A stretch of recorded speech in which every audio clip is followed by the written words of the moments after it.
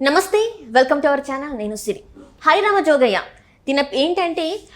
తిన వెనకాల జనసేన పార్టీ అధినేత పవన్ కళ్యాణ్ ఉన్నారని చెప్పేసి వార్తలు వస్తున్నాయి. తను రాసే లేఖలు కూడా మన పవన్ కళ్యాణ్ గారే రాపించుకుంటున్నారు. స్ట్రీట్ల షేరింగ్ దగ్గర నుంచి వెళ్ళి కూడా అంత వెనకాల ఉండి మన పవన్ కళ్యాణ్ గారే చేపిస్తున్నారనే వార్తలు అయితే బయటకు వస్తున్నాయి. సో ఇందులో ఎంతవరకు వాస్తవం ఉంది, ఇది మనకు వివరించడానికి మనతో పాటు ఉన్నారు ప్రముఖ senior journalist and political analyst CS Rao గారు. నమస్కారం సార్. ఇప్పుడు చూస్తున్నట్టయితే హరిరామ జోగయ్య గారు కొన్ని లేఖలు రాయడం జరిగింది. అంటే జనసేన అధినేతకి పవన్ కళ్యాణ్ గారికి కొన్ని లేఖలు రాశారు. గతంలో అయినా ఇప్పుడైనా కూడా రాస్తూనే ఉన్నారు. ఏంటంటే సీట్ల షేరింగ్ విషయంలో కానీ తనకి కొన్ని సలహాలు ఇవ్వడంలో కానీ రాస్తూనే ఉన్నారు. అయితే దీని వెనకాల పవన్ కళ్యాణ్ గారే రాపిస్తున్నారు ఈ లేఖలన్నీ కూడా వార్తలు వస్తున్నాయి. ఇందులో వాస్తవం ఉందంటారా సార్? సో ఒకటేంటంటే జరుగుతున్నటువంటి పరిణామాలు కానీ ఆయన వారానికో 15 రోజులకో లేఖ రాయటం కానీ ఇవన్నీ కనుక చూస్తుంటే కనుక కొన్ని అనుమానాలు రాక మానదు, వచ్చేటువంటి అవకాశాలు కూడా ఉన్నాయి.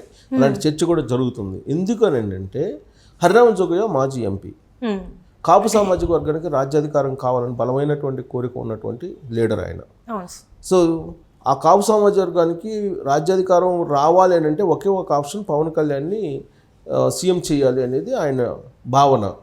అయితే ఇక్కడ పవన్ కళ్యాణ్కి హరిరామ జోగయ్యకి సంబంధం లేకుండా ఈ లెటర్లు ఈ వ్యవహారం నడుస్తుందా అనేటువంటి ప్రశ్న వేసుకుంటే కనుక హరిరామ జోగయ్య అంటే కనుక చాలా గౌరవం పవన్ కళ్యాణ్కి. 1-2 సందర్భాల్లో ఆయన కలవడం కూడా జరిగింది. ఆయనకి హెల్త్ బాగాలేనప్పుడు నేరుగా పోయి అక్కడికి కలిసినప్పుడు కూడా ఆయన ఏదో పవన్ కళ్యాణ్ దగ్గర ఒక ప్రామిస్ చేయించుకున్నారు. వాళ్ళిద్దరి మధ్య రహస్యమైనటువంటి కొన్ని రాజకీయపరమైనటువంటి అంశాలు కూడా నడిచాయి అనేది అప్పట్లో వచ్చినటువంటి న్యూస్. పార్టీకి దూరంగా ఉంటున్నప్పటికీ, ప్రత్యక్ష రాజకీయాల్లో చురుగ్గా లేకపోయినప్పటికీ, హరిరామ జోగయ్య వయసు మీద పడినప్పటికీ, ఆయన బెడ్ మీద ఉండి రెస్ట్ తీసుకుంటున్నప్పటికీ కూడా ప్రతి 15 రోజులకు ఒకసారి, వారానికి ఒకసారి లెటర్లు రాస్తూ సీట్ల షేరింగు, పవర్ షేరింగు అనేది తెర మీదకి తీసుకొస్తూ ఉన్నారు.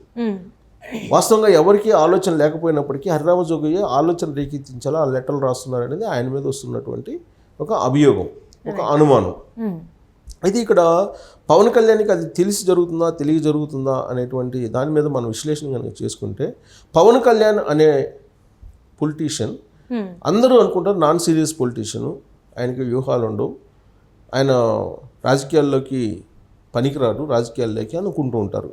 కానీ ఇప్పుడు సమకాలీన రాజకీయ నాయకులతో పోల్చుకుంటే కనుక అత్యంత వ్యూహకర్త, అత్యంత తెలివిగల పొలిటీషియన్ ఎవరైనా ఉన్నారంటే పవన్ కళ్యాణ్. కారణం ఏంటంటే పైసా ఖర్చు లేకుండా, శ్రమ లేకుండా, అలాగే టైం రాజకీయాల్లో పెట్టకుండా, ఎక్కువ టైం రాజకీయాల్లో పెట్టకుండా, ఇవాళ ఆంధ్రప్రదేశ్లో జనసేన లేకుండా రాజకీయాలు లేవు అనేటువంటి పరిస్థితికి తీసుకొచ్చాడు. 10 సంవత్సరాల క్రితం ఆయన పార్టీ పెట్టాడు. ఏనాడు కూడా ఆయన ప్రజల్లోకి నిర్విరామంగా వెళ్ళినటువంటి దాఖలాలు లేవు.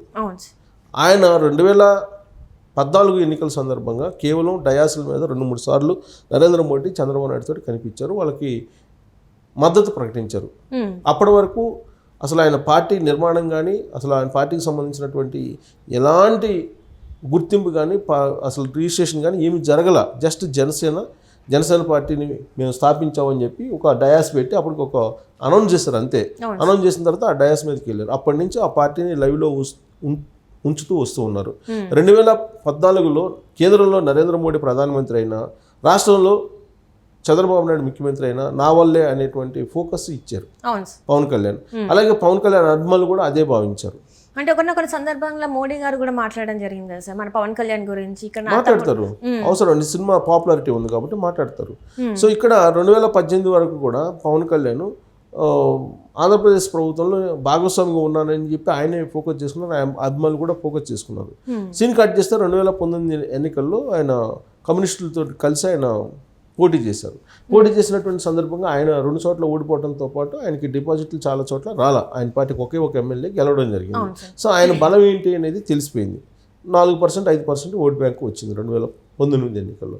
అయితే 2019 ఎన్నికల్లో జగన్మోహన్ రెడ్డి అధికారంలోకి రావడంతో నేను పార్టీ పెట్టింది నేను అనుకున్నటువంటి వాళ్ళని ఓడించడానికి, గెలిపించడానికి కాదు అనేటువంటి సంకేతాలు ఇచ్చారు. ఆయనే చాలా సందర్భాల్లో చెప్పారు, నేను గెలిపించలేకపోవచ్చు కానీ ఓడించగలను అనేది చెప్పి, నేను ప్రశ్నిస్తూనే ఉంటాను అని చెప్పి ఆయనే చెప్పారు అనేక సందర్భాల్లో. సో 2019 నుంచి కనుక మనం చూస్తే, 2019 నుంచి ఇవాళ వరకు కనుక చూస్తే, 2019లో జగన్మోహన్ రెడ్డి ముఖ్యమంత్రి అయిన తర్వాత 2 సంవత్సరాలు కరోనాతోటి పోయింది. అవును.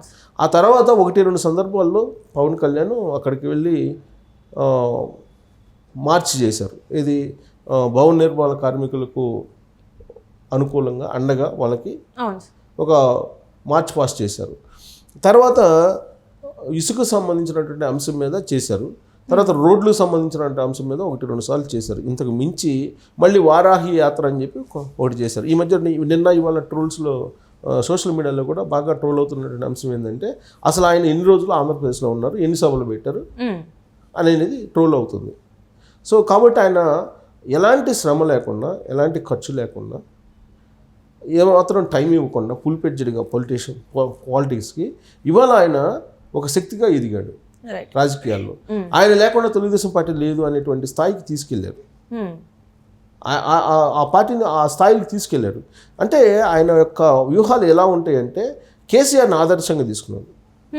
ఆయన ఒక సందర్భంలో కూడా ఒక ఇంటర్వ్యూలో చెప్పినట్టు నాకు గుర్తు, కేసీఆర్ ఏ విధంగా అయితే రాజకీయ వ్యూహాలు నడిపాడు నేను కూడా అదే విధంగా నడుపుతానని. కేసీఆర్ ఉద్యమ నాయకుడు అని చెప్పుకుంటున్నాడు.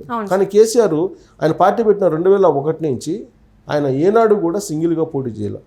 రాష్ట్రం వచ్చిన తర్వాత పోటీ చేశారు తప్పితే రాష్ట్రం రాకముందు ఏనాడు సింగిల్గా టీఆర్ఎస్ పార్టీ పోటీ చేయాలి. ఏదో ఒక పార్టీతో ఫస్ట్ కాంగ్రెస్ పార్టీతో పెట్టుకున్నారు, తర్వాత కమ్యూనిస్టులు తెలుగుదేశం పార్టీతో పొత్తు పెట్టుకున్నారు. ఆ తర్వాత 2014లో అధికారంలోకి వచ్చిన తర్వాత సింగిల్గా పోటీ చేశారు, అది వేరు. కానీ ఆయన మొత్తం అసలు ఆ పార్టీని ఒక స్థాయికి తీసుకురావడానికి ఉన్నటువంటి తెలుగు ఉమ్మడి ఆంధ్రప్రదేశ్లో ఉన్నటువంటి అన్ని పార్టీలతోటి పొత్తు పెట్టుకున్నాడు. సేమ్ అలాగనే పవన్ కళ్యాణ్ కూడా అన్ని పార్టీలతోటి పొత్తు పెట్టుకున్నాడు, ఇప్పుడు ఉన్నటువంటి అన్ని పార్టీలతోటి except YSR Congress party. So ఇప్పుడు సీట్ల షేరింగ్, పవర్ షేరింగ్ వరకు తీసుకొచ్చారు ఆ పార్టీని. దీనికి కారణం ఏంటంటే పవన్ కళ్యాణ్ హరిరామజోగిని అడ్డు పెట్టుకొని లెటర్లు రాయిస్తున్నాడు, పవన్ కళ్యాణ్ రాయిస్తున్నారు. సో పవన్ కళ్యాణ్ రాయించి చంద్రబాబు నాయుడు దగ్గరికి వెళ్ళినప్పుడు కాపు సామాజిక వర్గ పెద్దలు డిమాండ్ చేస్తున్నారు, 50 సీట్లు 60 సీట్లు డిమాండ్ చేస్తున్నారు. 20-30కి నేను ఒప్పుకుంటే సామాజిక వర్గం ఒప్పుకోదు, తిరగబడుతుంది అనే యాంగిల్లో చంద్రబాబు నాయుడు మీద వ్యూహాత్మకంగా ఒత్తిడి తీసుకొచ్చి ఎక్కువ సీట్లు తీసుకునేదానికి ఇప్పుడు అవకాశం కల్పించుకునేదానికి హరిరామజోగిని ఉపయోగించుకుంటున్నాడు పవన్ కళ్యాణ్. హరిరామజోగి చేత లెటర్లు కూడా ఆయనే రాపిస్తున్నాడు అనేటువంటిది ఒకటి ఇప్పుడు సోషల్ మీడియాలో కానీ లేదా మీడియాలో కానీ మీడియా సర్కిల్స్లో కానీ బలంగా వినిపిస్తున్నటువంటి ఒక మాట. అంటే ఇక్కడ చూస్తున్నట్టయితే ఒకనొక సందర్భంలో నేను ఓటు బ్యాంక్ చీలకుండా ఉంటాను, సో సీట్లు ఎట్లా ఉన్నా ఏం కాదు, మన రాష్ట్రం అభివృద్ధి మాత్రమే కావాలి నాకు అని చెప్పేసి పవన్ కళ్యాణ్ గారు చెప్పారు. మరి ఈ మాట ఎలా సార్? ఇదంతా పైకి కనిపిస్తుంది మనకి. నాకు రాష్ట్ర ప్రయోజనాలు ముఖ్యం, నాకు ముఖ్యమంత్రి పదవి అవసరం లేదు, తర్వాత సీట్లు ఎన్ని అనేది అది నాకు వదిలిపెట్టేయండి, పొత్తులో గౌరవప్రదమైనటువంటి సీట్లే నేను సాధిస్తాను, నా వ్యూహం నాకుంది, నా వ్యూహాన్ని మీరు నమ్మేవాళ్ళు నా వ్యూహం మీద నమ్మకం ఉన్నట్లే నన్ను అనుసరించండి, మీరు ఒక మాట తెలుగుదేశం వాళ్ళు అన్నా కానీ మీరు పడండి, అంతే తప్ప మీరు కలిసి పనిచేయాల్సిందే, ఇలాంటివన్నీ చెప్పారు పైకి. వెనక నుంచి హరిరామజోగిని ఉపయోగించి సీట్ల షేరింగ్, పవర్ షేరింగ్ కోసం లెటర్లు రాపిస్తూ దాన్ని కాపు సామాజిక వర్గంలో చర్చ జరిగేలా ఆ ఒత్తిడిని చంద్రబాబు నాయుడు మీద పెట్టి అక్కడిని ఆ ఒత్తిడి నుంచి సీట్లు, పవర్ షేరింగ్ తీసుకోవాలన్నట్టు ఒక పెద్ద ఎత్తుగడ పవన్ కళ్యాణ్ వేసాడు అనేది ఇప్పుడు లేటెస్ట్గా వస్తుంది. ఈవెన్ కాపు సామాజిక వర్గానికి సంబంధించినటువంటి లీడర్లే కొంతమంది అక్కడక్కడ మాట్లాడుకుంటున్నటువంటి పరిస్థితి. ఇదంతా కూడా హరిరామజోగి లెటర్ల వెనుక పవన్ కళ్యాణ్ ఉన్నారు అనేది ఇప్పుడు ఒక second kind of the talk నడుస్తుంది.